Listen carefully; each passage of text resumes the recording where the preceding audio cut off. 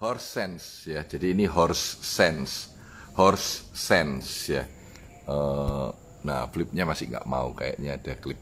Oke, horse sense. Horse sense itu, horse itu kuda, sense itu perasaan. Jadi bagaimana kita mempunyai perasaan untuk memilih kuda, kira-kira begitu ya. Nah, saya mulai dengan sebuah kalimat yang menarik banget ya, yang saya rasa bener ya. Dia bilang gini, remember, the winningest jockey yang terhebat ya, are not necessarily the lightest, the smartest, or the strongest jockey ya. The best jockey doesn't necessarily win the race. The jockey that win the race is usually the one with the best horse. Ya, jadi Anda harus ingat bahwa dalam lomba kuda, balapan kuda itu ya, yang menang itu memang jokinya harus pinter, harus baik, tidak boleh bodoh ya, jokinya harus mampu mengerjakan sesuatu, ya harus mengerti. Tapi yang membuat dia menang sebenarnya adalah kudanya yang hebat. Nah, ini awal pemikiran yang menarik. Jadi kadang-kadang kita itu selalu memikirkan bahwa sukses itu datang dari dalam diri kita, karena kita kerja keras, karena kita kerja semangat, karena kita melakukan sesuatu. Tapi sebenarnya menurut bukunya Horse Sense ini ya, yang menang itu sebenarnya adalah orang yang menemukan kuda yang terbaik. Menemukan kuda terbaik. Jadi buku ini salah satu dari mungkin 10 buku yang saya sukai ya, of all time gitu ya. Karena buku ini menggambarkan dan memberikan smack in the head, pikiran di kepala gini, bahwa sukses itu bukan dari Anda, sukses itu bukan dari dalam Anda sendiri, tapi sukses itu datangnya dari luar. Nah, ini cukup unik sebenarnya ya. Saya seriously memikirkan ini dengan serius ya. Saya dulu waktu tahun-tahun 2000-an, saya ini pembicara sudah, saya seminar di mana-mana ya. Saya seminar dengan hal-hal yang di kampus-kampus ya. Tapi waktu itu, ini saya minta maaf dicerita ya, saya dibayar cuma 500.000 sehari, dan itu udah seneng banget. Wah, kita bangga udah dibayar 500.000, happy banget gitu ya. Nah, apa yang membuat saya, ini sering saya tanyakan di dalam cerita-cerita saya ya, pada tahun 2005 tiba-tiba saya dibayar 10 juta untuk 2 jam bicara ya. Sebenarnya saya sedang menunggangi, yaitu kuda tunggangan saya, yaitu keterkenalan saya. Karena pada saat itu saya dipromokan di Metro TV oleh Pas FM, dan dengan Pas FM saya bikin seminar 4 kota, keliling kota, 4 atau 5 kota, kita keliling kota ya, dan sukses gitu. Karena keterkenalan saya punya acara yang namanya Business Wisdom di radio Pas FM di tahun 2003, 2002 mulai 2003. Maka pada tahun 2005 saya cukup terkenal di radio Pas FM. Radio Pas FM bikin seminar saya, dipromosikan dan melejit gitu. Nah, itu yang sebenarnya kuda tunggangan saya yang kuat untuk dalam dunia seminar dan training ya. Thank you teman-teman yang sudah join ya. Terima kasih sudah menemani saya di minggu pagi ini ya. Nah, Horse Sense ini bilang bahwa kuda tunggangan kitalah yang terpenting. Bukan diri kita sendiri. Kerja keras itu perlu luar biasa. Tapi kerja keras saja nggak membuat kita jadi sukses gitu ya. Banyak yang bilang kerja cerdas, iya, tapi bukan itu. Elemennya adalah kita menemukan sebuah kuda tunggangan yang harus kita tunggangi begitu kesempatan itu hadir. Ya. Anak saya Risa Santoso, kebetulan dia jadi rektor ya pada akhir tahun lalu. Waktu dia jadi rektor ya, lalu viral, meledak. Saya bilang, Cah, ini kesempatan ditunggangi kuda keterkenalan Anda, ya. Jadi kalau bisa dia melakukan sesuatu aktiviti dan lain-lain dengan menggunakan keterkenalannya, gitu. Karena kita menunggangi kesempatan. Jadi sebenarnya teori buku ini adalah kita itu bukan melakukan sesuatu lebih keras. Dia bilang trying harder, believing in yourself, thinking positively. Ya, itu bukan jalan menuju sukses. Ya, sukses itu is something given to you by others. Others ini bukan hanya orang ya, tetapi bisa sesuatu keadaan ya. Jadi kita jangan melihat sukses itu dari dalam diri kita ya. Dia ini buku ini agak keras. Dia bilang loser look inside themselves for the key to success. When success is all around them, needing only an open eye and an open mind and a keen eye. Winner look others to make them successful. You have to know where to look and what to look for. Kamu harus tahu cara mencari kuda tunggangan yang baik ya. Jangan terlalu memikirkan dari dalam diri sendiri. Bahkan dia bilang ya, orang itu kalau mau ke surga ya, itu bukan lari-lari ke surga. Kamu butuh bantuan Tuhan untuk ke surga. Nah ini menarik. Kacamata kita itu harus dibalik ya. Jangan melihat bahwa diri kita itu sumber sukses. Ini dia bilang, penyakitnya itu terletak di sini ya. People itu me oriented ya. What is the most popular English language ya? Number 1 itu I saya. Number 2, 3, 4 itu me, my, mine. Semua memikirkan ya saya gitu ya.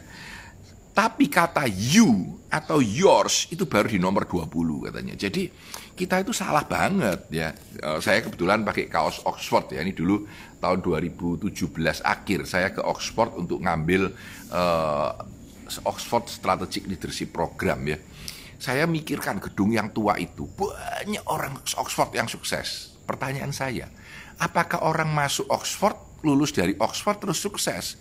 Kemungkinan bapaknya kaya raya, jadi dia bisa masuk Oxford ya. Dan begitu keluar dia ngurusin bisnis bapaknya, dia sukses. Tapi orang salah pikir bahwa dia berasal dari Oxford. Coba cari di Indonesia, orang-orang yang hebat yang sukses. Coba Anda cari, apakah dia kuliahnya di tempat-tempat yang hebat? Nggak selalu ya. Tapi coba lihat family-nya, keluarganya kaya nggak? Kaya keluarganya ya.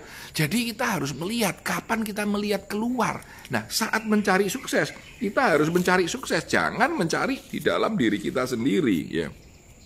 Nah, ada beberapa, dia bilang kuda itu yang jelek adalah kalau kamu melihat diri sendiri. Kuda yang medium itu kalau kita melihat keluar dan ke dalam.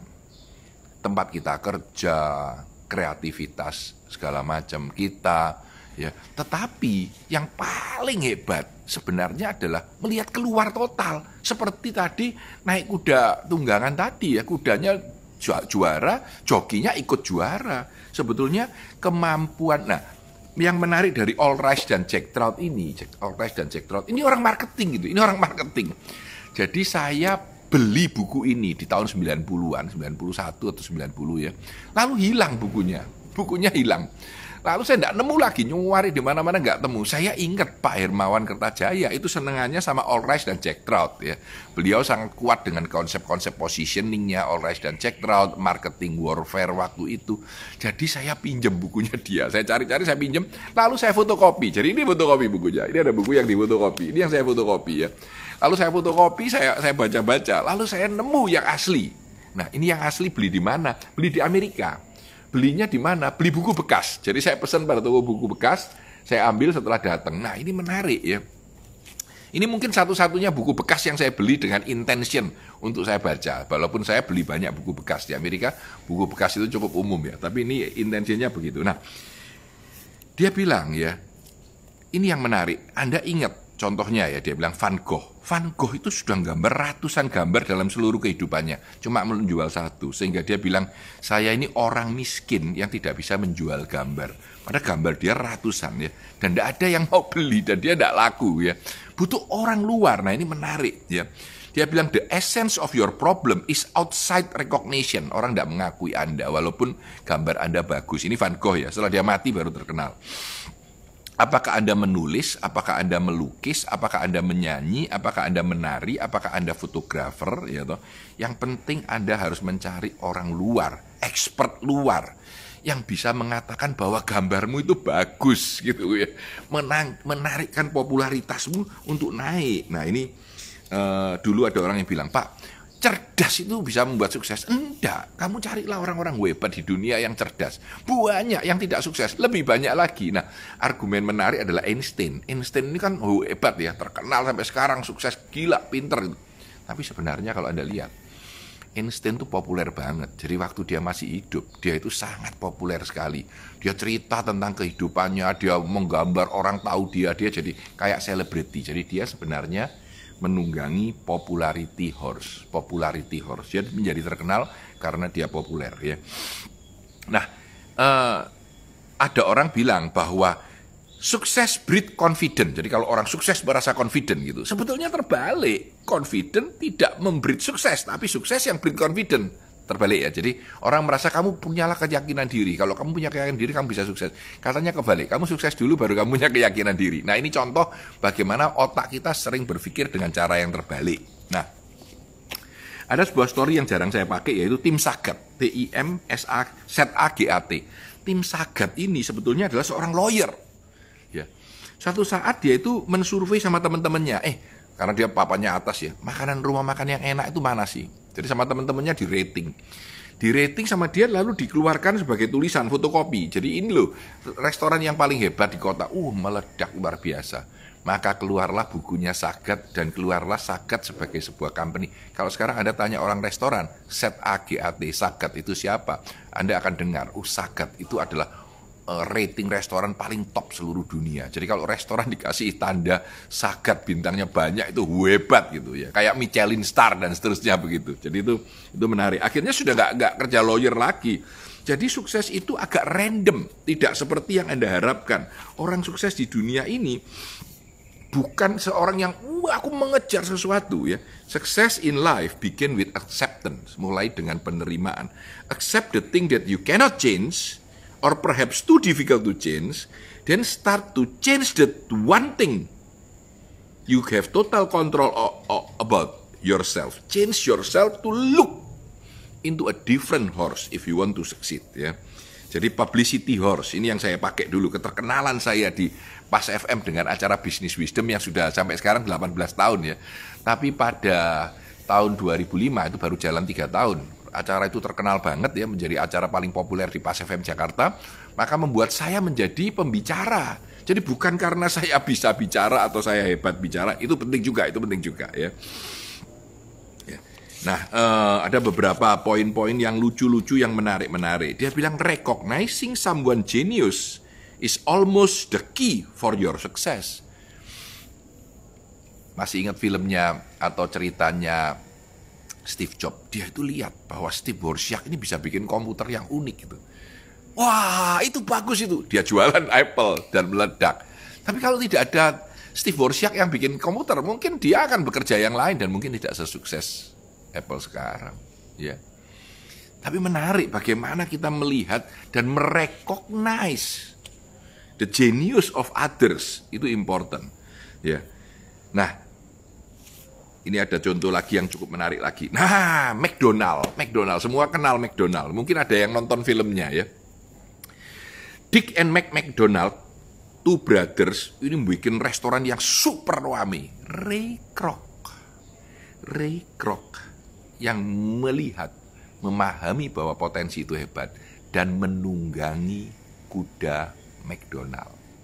Saya ulangi, Ray Kroc bukan pendirinya, bukan yang namanya Dick and McDonald, tetapi dia yang menunggangi. Dia melihat keluar, be a recognizer, orang yang merecognize keadaan. Ya, look outside yourself for product, for opportunity that can make you successful. Ini menurut buku ini super penting dan saya setuju banget. Saya setuju banget dengan buku ini ya. Dia bilang bahwa kita itu masuk ke company besar. Ini contoh ya, Anda masuk ke company besar. Wah, Anda ke Astra, Anda ke Citibank, Anda ke perusahaan-perusahaan top dunia ya. Hati-hati dia bilang, hati-hati ya. Kalau Anda lihat di Microsoft, di mana-mana company-company besar, itu justru orang yang pertama kali masuk. Ya, 100 orang pertama yang kerja di Microsoft, semuanya milioner. Boleh Anda cek datanya ya. Dan mungkin 100 orang yang pertama kali masuk Apple juga jadi milioner. Ya, atau 10 orang yang masuk ke dalam tim awalnya Instagram, sekarang gila-gilaan suksesnya dan kayanya. Nah, itu yang menarik. Jadi begitu sesuatu itu Anda masuk, Anda harus melihat ini punya potensi besar. Begitu Anda masuk, begitu ini sudah naik besar, terlambat Anda masuk. Karena ada masuk orang yang ke 2017, tidak akan jadi hebat. Paling ya oke lah, jadi terkenal, jadi kaya. Tapi tidak sehebat 100 atau 50 atau 30 orang pertama yang masuk di company itu. Itu kalau company yang growing. Kalau company yang sudah besar baru Anda masuk. Nah, ini dia memberikan beberapa tip, dia bilang ya. Anda harus menemukan sponsor, bukan mentor tapi sponsor. Nah, kalau mentor itu orang yang membimbing Anda. Oh, tak bimbing caranya supaya bagus. Itu bagus, penting. Tapi sponsor itu orang yang tahu Anda, kenal Anda, dan merekomendasikan Anda naik pangkat. Dan itu kunci penting. Jadi dia bilang, kalau Anda mau tahu ada 3 rahasia untuk menjadi sukses di sebuah perusahaan yang besar. Ya, dia bilang 3. Yang pertama, ya, cari sponsor. Bukan mentor, cari sponsor. Dia bilang kalau di perusahaan yang super besar, kalau kamu ndak shooting star, ndak cepat naik, mendingan keluar cari perusahaan besar lain yang membuat kamu bisa jadi shooting star gitu ya. Nah, dia bilang ada 3. Yang pertama, being a clone. Jadilah clone dari pimpinan yang hebat. Modelmu harus persis, pola pikirmu persis, cara kerjamu persis dengan orang yang paling hebat. Karena orang yang paling hebat itu suka dengan orang yang mirip dengan dirinya dan akan menyeret Anda untuk naik. Kembali tadi katanya bahwa kalau Anda butuh sponsor itu Anda akan naik. Ya, itu yang pertama. Jadi being a clone, jadi orang yang meniru orang yang hebat dalam perusahaan Anda. 2, finding a sponsor, ya, mencari sponsor. Dan yang ketiga, getting on the fast track. Harus naik jalan cepat naik. Kalau Anda tidak cepat naik, jauh kalah dengan orang lain, Anda tidak akan besar. Lupakan, mendingan pindah ke perusahaan lain di mana Anda bisa menjadi shooting star. Ini top advice yang menarik sekali menurut saya ya. Early bird ya, orang yang pertama kali ya itu yang akan kuat. Jadi jangan ikut sama orang-orang yang di belakang. Yang di belakang itu tidak akan punya kesempatan karena ketinggalan. Nah, saya akan cerita tentang family horse. Jadi dalam family horse itu diceritakan bahwa sebenarnya sadar atau tidak, saya tadi cerita bahwa di Oxford ini kebanyakan orang tuanya kaya, atau orang tuanya smart, atau orang tuanya powerful, atau orang tuanya. Jadi family horse ini sebetulnya kalau diurut tingkatannya dari 13 kuda tunggangan yang ditunjukkan, ya mulai dari smart otak, mulai dari gelar, aku PhD, aku apa, PhD banyak yang nggak sukses gitu ya. Itu sebenarnya yang paling mentok, paling ciamik, paling bagus itu family horse. Termasuk Donald Trump, orang tuanya kaya, dikasih duit, di buku ini ada ceritanya, ya jadi sukses gitu. Ya, walaupun saya nggak suka Trump ya, tapi ya oke lah dia jadi presiden gitu. Yang menarik dalam hidup ini, family horse adalah sesuatu yang paling sering dilupakan orang. Ketika orang sudah sukses, keluarganya sukses, bisnis keluarganya sukses, dia merasa sudah nggak usah lah, aku tak kerja lain nih, mencari. Nggak salah, tapi family horse is actually the most powerful horse. Kenapa? Karena orang tua Anda ingin Anda sukses. Gitu. Dan dia akan membantu Anda sepenuhnya untuk menjadi sukses. Sebaliknya orang tua juga harus sadar bahwa family horse, kuda tunggangan keluarga, itu harus diajarkan kepada anaknya. Saya bukan bilang bahwa kamu punya warung Tegal lalu anakmu yang meneruskan warung Tegal, tapi anakmu bisa belajar cara membuat warung Tegal. Mungkin dia akan bukan bikin McDonald, it's okay. Tetapi the power bahwa kamu mengerti membuat warung Tegal dengan sangat ramai dan enak, itu kamu salurkan kepada anakmu dan membuat anakmu tumbuh menjadi lebih baik dari Anda. Nah, ini orang tua juga harus memikirkan tentang ini dalam family horse ya. Kalau Anda lihat dia bilang nama-nama kunci seperti Ford, Kennedy, Marriott ya, Trump, terus Christine Lauder, itu semua nama family. Mereka hebat karena apa? Karena family horse. Dan itu tidak salah, sah-sah saja ya. Dia bilang orang-orang terkaya di Amerika itu kebanyakan family horse semua ya. Dia nunggangi kuda tunggangan keluarga gitu ya. Bahkan Paris Hilton itu dulu marah-marah karena tidak diberi harta oleh kakeknya si Hilton. Tapi Anda melihat menarik, tetap dia menjadi terkenal, menunggangi nama keluarga. Karena sebetulnya family horse itu adalah salah satu horse yang sangat powerful, yang harus Anda pakai, yang harus Anda kembangkan. Nah, menutup pemikiran tentang horse sense ya. Changing horse, ini menarik. Changing horse. Kadang-kadang ada saatnya kita berganti kuda tunggangan. Kenapa saya emphasis tentang changing horse ini? Karena ini masa pandemi. Pada masa pandemi ini kita harus belajar melihat kesempatan baru yang unik. Ya, tidak ada gunanya Anda memukul kuda Anda yang tidak jalan itu sampai mati. Kalau memang kuda itu harus mati kena pandemi, ya Anda harus berubah, mencari kuda tunggangan baru yang punya kesempatan baru, yang punya kemungkinan baru untuk menjadi lebih sukses, ya. Change your horse gitu. Jadi rubahlah kuda Anda, ya. Even in the same company, kalau di sama perusahaan yang sama. Dulu aku naik kuda tungganganku adalah kerja keras. Sekarang rubahlah kuda tungganganku. Oh, aku lihat bosku ini butuh aku. Ya aku kuda tungganganku berikutnya adalah kerjasama dengan bosku. Ya aku menunggangi itu. Kalau dalam perusahaanku, aku membuat sebuah produk baru. Produk baru ini kelihatannya bakal meledak. Oke, aku menunggangi produk ini sebagai kuda tungganganku. Aku push all out sehingga begitu produk ini meledak, aku ikut naik. Jadi kita harus pandai untuk melihat keluar, jangan melihat ke dalam, ya. Lupakan bahwa aku harus smart, lupakan aku harus kerja keras. Kerja keras, ini kata buku ini ya, kerja keras dan kuda yang baik, keduanya akan membuat Anda menjadi sukses, ya. Anda boleh menunggangi 2 kuda sekaligus atau 3 kuda sekaligus. Kuda keluarga aku dikenalin oleh bapakku, ya. Aku dikenalin oleh saudaraku. Tapi perusahaan, aku naik perusahaan yang bagus. 3, aku juga disponsor oleh atasanku atau omku yang menjadi direksi di perusahaan itu. 3-tiganya kuda tunggangan, 3-tiganya dinaikin bersamaan. Itu oke, very good, ya. Nah, kadang-kadang butuh changing horse. Kata changing horse ini adalah merubah apa yang ada di saat ini yang saya naikin, ya. Jadi saya beberapa saat ini sering mikir ini ketika terjadi pandemi ini. Thank you untuk pujiannya, thank you. Ya, ketika terjadi pandemi ini saya mikir, what is the next horse that you can ride? Apa ada kuda tunggangan berikut yang bisa Anda naiki? Ini yang penting menurut saya, ya. Kalau Anda bekerja seperti apa adanya, Pak, sorry Pak, bisnisku travel, aku susah Pak, aku sekarang tokoku tutup, aku lagi nyari kerjaan. Loh, pikir nyari kerjaan oke, kuda tunggangan mana yang bisa aku naikin? Mungkin short term aku nggak dibayar kerja di tempat itu, tapi akan mempunyai kesempatanku untuk naik lebih besar, ya. Mungkin bisa itu gitu, itu yang bisa ditunggangi gitu, ya. Yang buat kamu mudah bisa aku jangkau dan mungkin bermanfaat untuk orang banyak. Sebenarnya review buku ini harian ini kuda tunggangan saya untuk mempopulerkan Business Wisdom Institute, mempopulerkan IG saya, mempopulerkan bisnis saya, ya. Kenapa? Karena buat saya, aku tidak banyak orang yang bisa membaca buku, dan saya melakukan review buku ini ke 142 dalam 4 bulan terakhir, ya.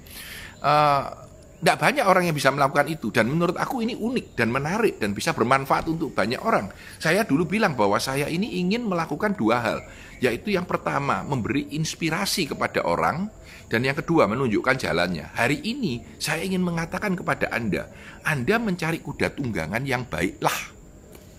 Mungkin itu produk Anda, mungkin teman Anda yang bikin makanan yang sangat enak, jauh lebih enak dari Anda yang jual. Mungkin itu juga lebih baik daripada Anda harus belajar masak yang terlambat. Ya. Dulu seorang sahabat itu menemukan sebuah teknik untuk membuat telepon anti introkal. Ini tahunnya sudah tahun 75-an, ya. Anti introkal. Jadi kalau muter 0 dulu nggak bisa gitu.